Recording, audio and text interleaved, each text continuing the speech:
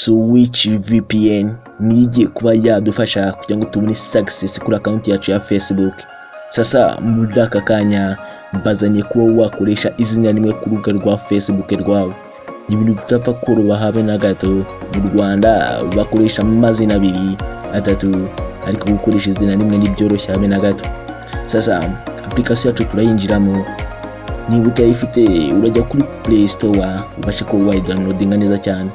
Sasa urabasha kuba wakanda hangaha ubashe kuba washakisha igihugu cy'Ubuyapani. Sasa reka dutangire turebe uburyo bikora.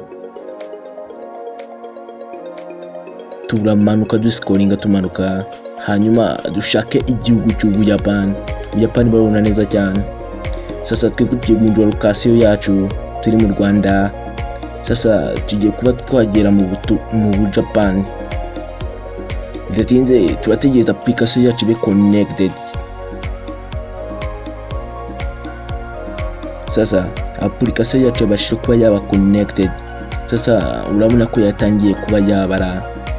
Yo hano haje ijambo stop. Urabona ko ibintu byose biri ku murongo. Icyo bigusaba biragusaba megabyte nkeya cyane. Kandi unabashe kuba wafungura hejuru kugira ngo za megabyte zibe zifunguye. Reze twinjira muri account yacu ya Facebook. Kimira kugeramo urahera ku nguni y'iburyo, urahabona hano uturongo dutatu.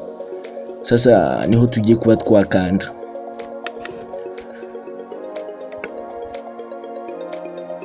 Ukihakanda urascrolling umanuka, urabona ijambo ryanditseho setting private. Kimara kurigeraho urarikandaho.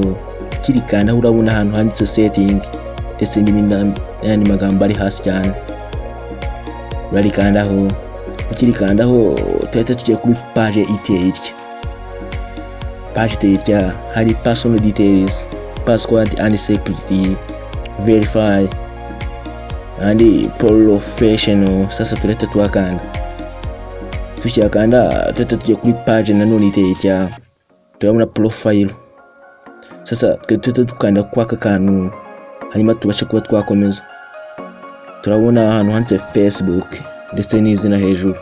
Sasa tugiye guhita dukanda kwa kariya kabono nanone. Tugeze ahantu handitse name, munsi yaho handitse username. Sasa tuhita dukanda hano handitse name. Turashaka gushyiraho izina ryacu rimwe. Sasa aho ruzingiye nahangaha. Anga ikintu bigusaba biragusaba kwitonda cyane kugira ngo ubashe kuba wasobanukirwa. Sasa anga dufite tuzu dutatu. Twibuke ko ya VPN yacu yabaye connected. Sasa aka kaboro kari hano hejuru ndabasha kuba nagashyira muri description y'iyi video, maze ugende ukarye copy hanyuma uzaze nawe uzagapastingemo gutya nabikoze. Sasa urafata urutoki rwawe ugumishe hano muri tablo ya mbere. Mugumishamo urahita ukanda paste. Akazu ka middle name uragataruka, umanuke hasi handitse surname. Yes, twebwe account yacu tugiye kwita Nyambo. Nyambo twese turamuzi neza cyane n'umunyarwanda. Izina nijyanditse ndifatanyije. Nanditse izina ryose ndifatanyije neza cyane. Sasa tuhita dukanda review change. Tuhita dukanda review change. Kimara kwakanda turahita tubona izina ryacu neza cyane ryahindutse. Yes, murabibona neza cyane. Sasa hano baduha option ebyiri. Ese turashaka ko riza ka kantu kari inyuma cyangwa kari hasi. Yes, mbabwira ko kantu kageze igihe maze kakavaho. Yes. Sasa tuhita dukanda save. Kimara gukanda save, account yacu irahita ibona success mbere ya VPN twa connect. Sasa murayibona neza cyane. Wakunze iyi video kandi subscribe. Ni ITVN, muramuzi neza cyane. Abazana ibintu bidasanzwe hamwe na gato, akabazanira vision ndetse na modern project.